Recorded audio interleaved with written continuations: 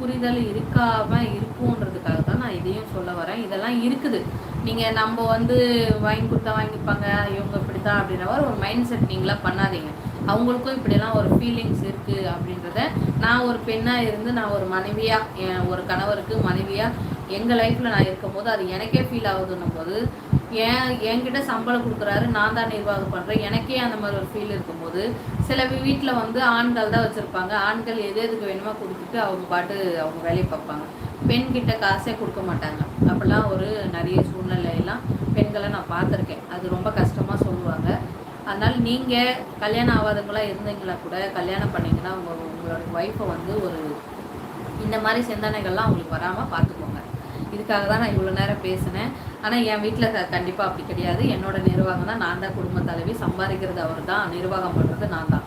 அதனால் எனக்கு எந்த பிரச்சனையும் கிடையாது. இந்த சில கமிட்மெண்ட்ஸ்னால என்னால் அது வந்து ஹாப்பியாக நிறைய விஷயங்களை பண்ண முடியும். அவ்வளோதான். அக்கா நீங்கள் எதுக்கு கவலைப்படாதீங்க. யாரையும் ரொம்ப பாவம்னு பார்க்காதீங்க அக்கா. அப்படிலாம் இல்லை, எனக்கு அப்படி தான் வரும். நான் கஷ்டப்பட்டாலும் அடுத்தவங்க வந்து கஷ்டப்படக்கூடாதுன்னு நினைக்க கூட ஒரு இதுதான். யார் எப்படி வேணாலும் போகலான்னு நான் என்றைக்குமே நினைக்க மாட்டேன்.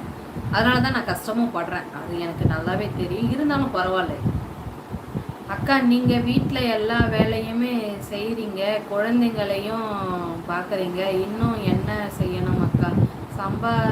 சம்பாதித்தால் தான் பெரிய ஆள் இல்லை அக்கா. நீங்கள் செய்வதும் மிகப்பெரிய கண்டிப்பாங்க.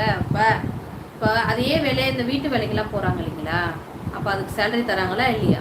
அப்படி சொல்ல வரேன். நீங்கள் இது சொன்னதுனால இப்போ வீட்டு வேலைக்கு போனால் இந்த வேலைக்கு எப்படியும் ஒரு இப்போலாம் சென்னையிலலாம் பார்த்தீங்கன்னா வீட்டு வேலை பொதுவாக சமையல் இந்த மாதிரி இந்த இதெல்லாம் சேர்த்துட்டு சமையல் செஞ்சு துணிமணிலாம் துவச்சி எல்லாத்தையுமே போகிறதுக்கு 10,000 15,000 வரை சம்பளம் தராங்க வீட்டு வேலைக்கே.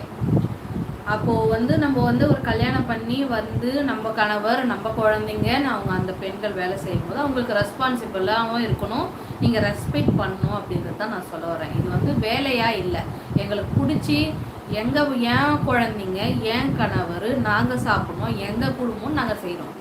எங்களுக்கு எந்த ஒரு சோர்வும் எந்த தயக்கமும் கிடையாது. ஒரு புரிதலுக்காக தான் சொல்கிறேன். நீங்கள் சொன்னது கரெக்ட் தான். நீங்கள் இதெல்லாம் பார்க்குறீங்க, இதை விட பெருசு என்ன இருக்குது, சம்பாரிச்சாதான் பெரிய ஆளான்னு கேட்டதுக்காக ஒரு ஆன்சர்.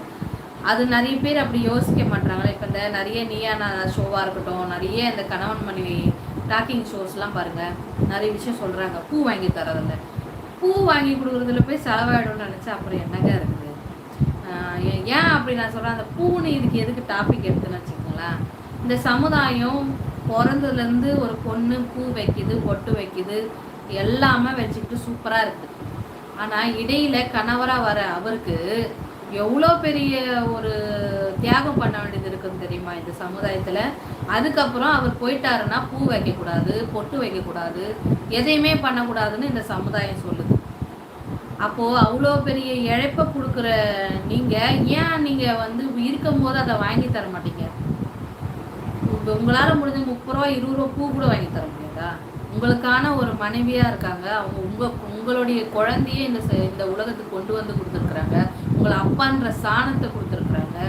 அப்போ இதெல்லாம் இருக்கும்போது அவங்களுக்கான சின்ன சின்ன விஷயங்கள் பண்ணும்போது உங்கள் வாழ்க்கை ரொம்ப சுவாரஸ்யமாக இருக்கும். அதுதான் நான் சொல்கிறேன். இது வந்து ரொம்ப வந்து நம்ம வந்து இதுவாகவே பேசிக்கிட்டு இருக்கோம் அப்படின்ற மாதிரி போர் அடிக்குதா என்னன்னு தெரியல. யதார்த்தமாக தான் பேசுகிறேன். இதை வந்து நான் வந்து இது இன்னொரு விஷயம், இந்த பூ வைக்கக்கூடாது, பொட்டு வைக்கக்கூடாது அவங்க சொல்கிறவங்களுக்கெல்லாம் ஒரே ஒரு கேள்வி தான் நான் சொல்கிறேன். கலாச்சார ரீதியாக நீங்கள் அந்த காலத்தில் எல்லாம் பண்ணீங்க. இந்த காலத்தில் 20 வயசு 30 வயசு 40 வயசுக்குள்ளேயே கூட கணவரை இழந்த நிறைய சகோதரிகள் இருக்கிறாங்க. பிறந்ததுலேருந்து வச்ச ஒரு விஷயத்த நீங்கள் ஏன் ஒரு ஆணுக்காக வந்து அதை இழக்க சொல்கிறீங்க? இன்னொன்று அந்த தாலியை கழட்டி வச்சோன்னா போடக்கூடாது சொல்கிறீங்கல்ல. அப்போ அந்த கணவன் வாங்கி கொடுத்த நெக்லீஸு, செயின், மோந்திரம், இது மாதிரி இப்போ ஆபரண நகைகள்லாம் மட்டும் எதுக்கு போட்டுக்கிறீங்க? தாலி மட்டும் ஏன் போடக்கூடாது?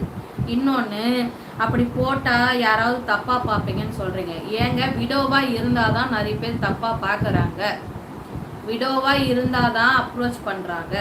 கணவன் இருக்கானா இல்லையான்னு தெரியாமல் பொட்டுலாம் வச்சுருப்போனா ஐயோ அந்த பொண்ணு கல்யாணம் ஆன பொண்ணாவது கொஞ்சம் ஒதுங்கி போகிறாங்க. அதுவே இல்லைன்னு ஒரு நீங்கள் வந்து முத்திரை குத்தும் போது என்ன ஆகுதுன்னா, எல்லாருக்கும் என்ன ஆகுதுன்னா, ஓகே நான் வாழ்க்கை தரேன், நான் உனக்கு எல்லாம் பண்ணுறேன் அப்படின்ற மாதிரி தப்பாக போட்டே பண்ணுறாங்க. அப்போ நீங்கள் குங்க வைக்கிறதுனால பூ வைக்கிறதுனால தான்